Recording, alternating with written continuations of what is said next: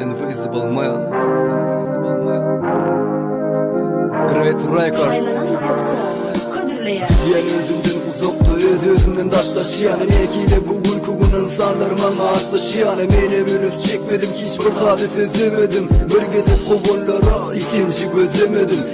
Diyene haysi yol, haysi doğru yolmuş ol Belki yanlış yolun yürüyen mindirin doğru şol Durmuşuma birin kömegündün köpe ziyanım Her ziyanla bir durmuşu gördüm sevgi sayanım Her gerek ecemi köysenimde iç izledim men İlim serip mehir istedim hem istemedim sen Seyret insanları değil men öz-özüm tanıdım Her kim bilen gezgen belina sen kimi tanıdım Duyulmadık duygulan baskılanan ömür değil Söyülmedik söygü meni yöneminde söygüken Seyret bugün meni namalarımı dinleyen Meni ollarsın otun biran ollar dinleyen Bölüm kınçılık der yok Dile saymadığımı seni kasapta bilmesin hem Yürek dış kasapladığımı men naftada yestemem Unutmarım hiç kimi imni can etme gülsek Dilini geçti mi Yemi dofen tigam yürek döken tozunlu söz İçim içe sığmaya kehalat bormumu da dödü 5 günlük dünyemişin kir ağzını hudayım Yeki gün silanı zok 5 gün yırda aydayım Bağıt gözlüğümde kim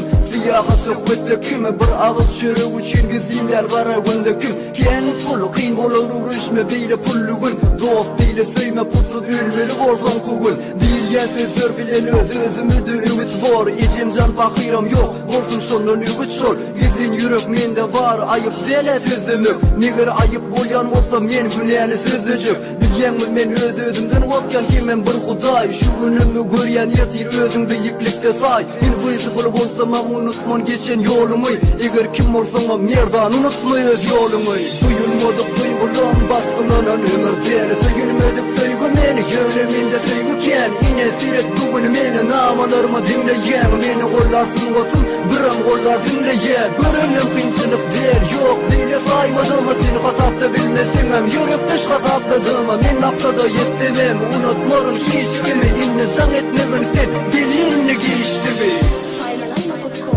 Men bugün senin daşlaşacağım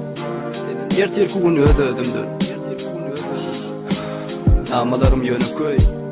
Yönü tarihimde adım var Yeketinde öz-özümden sonra da dinlenir Her insanın yüreğinde dinlenir Unutma durmuş Biz insanları bugün unutur Yönü insanlar bile hiç vakit unutmaz